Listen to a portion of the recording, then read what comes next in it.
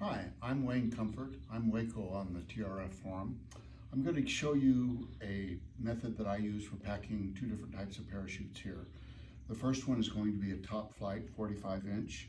And one of the little tips that I want to use to help you when you do pack your parachute is show you how to prepare a TopFlite parachute for packing. When you get it out of a brand new package like this, this is a 45, which is the same as the one that I have right there. It comes with the shroud lines wrapped around the parachute like so, and the parachute is in pretty good shape right there, just like that. So what I want to do is I want to make sure that, first of all, three things about this that you need to understand is nomenclature. This is the top of the parachute. I call it the apex. This is the bottom of the parachute. I call it the skirt. And these are the shroud lines that are attached to each gore. A gore is a single layer of the parachute. And one of the things that TopFlite does that I don't like is the way they fold this. So what we're going to do is we're going to separate out a single gore, which this is a gore between two shroud lines, and we're going to flake it. And this is how we flake a parachute out, one gore at a time.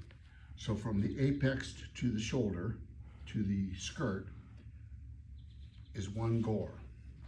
Then we're going to take the next one and fold it down to where the shroud lines line up together, the skirt is in line, and the gore is laid out flat. We'll do that with each successive gore until we have the whole parachute flaked out with all the shroud lines in the same place. What this does is it lines the parachute up for inflation. So we've got an open channel. As we come out, the parachute is like this, it opens like this. It opens up without putting any of the shroud lines across each other. So they just spread right out like that. So here I'm flaking out this parachute, and I've got all of the shroud lines laying on top of each other until we get to the final gore, and we lay that one over on top, just like that. Now I have all of these lines that are basically the same length, and they all come down to where it loops at the bottom. And my little trick is I make all of these loops the same length, because that'll make all of the shroud lines the same length, and I put an overhand loop in it so that they all stay the same length, so they're not changing every time you open the parachute. So now I've got an attachment point for my quick link, or however I want to attach the parachute to my shot cord. And if you notice, now that I've done that, that's exactly what I have with this one. Now this parachute, I think it's a 45 or a 50, something along the lines of what you would probably do for a L1 flight, has that so that when I can grab the parachute by the apex and stretch it out, all the lines come out to the same length. So the skirt of the parachute is all squared away like you see right now. Now I'm going to do the same thing to this parachute that I did to that one. I'm going to start with a single gore. I'm going to lay it out and make sure that the shroud lines match up and that the gore is separate. And I'll fold the next one over, and you can see now, because I've already done this one before, that each gore is already by itself instead of the way that it was made when TopFlite packed it into the package. So here we go. We're building this, separating out each gore and flaking it properly, like so.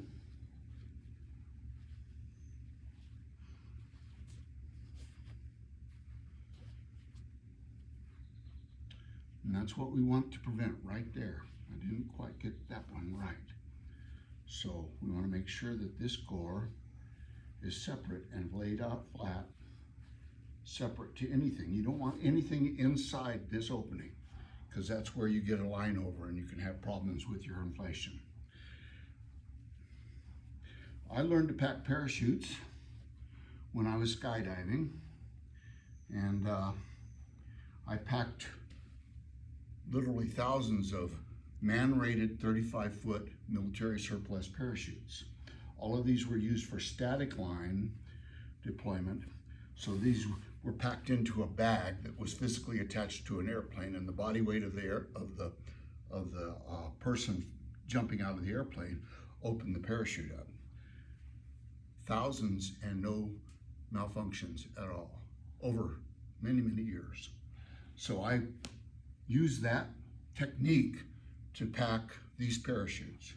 Now that I have this flaked out, the first thing I'm going to do is that to keep all of this in the correct order, I'm going to make a fold right here. I'm going to fold the skirt back, and then everything from now on is going to be S-folded. I'm going to take, knowing that I have a Nomex pad this size, and you'll also notice that I have my nose cone to one side and my payload tube to the other side, or fin can, whatever you're going to put your assembled recovery gear into. I do it all the same every time. So here's my Nomex pad. I know I'm going to want to put that, make a burrito that's about that wide. So when I make this fold, I make it so that it will make that size of a burrito. However many folds I need to do, I'll do that. Then I roll this up, just like that. I put it in the middle of the diamond shape, just like that. And I fold that over, just like that. Now I'm going to take, making a little adjustment here, this, and fold it over, just like that, S-folding every level, and making sure that all the shroud lines stay in line with each other and no layover. And we'll just keep doing that until we run out of shroud lines.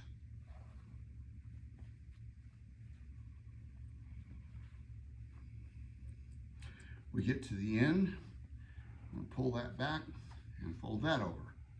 Now, in the sequence that this occurs, the first thing that happens when you deploy this parachute, it blows the nose cone off, and that is the first part of the sequence. So what I will do now is I will take all of this cord and I will S-fold it in, like so.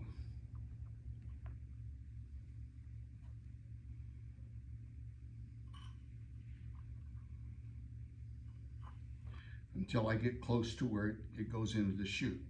And I'm going to fold that under. A good way to keep this package small is to hold the bundle, hold this, and pull it down tight. It's not a big deal unless you're trying to pack it into a really small space, but it's a good way to keep tension and keep your package small.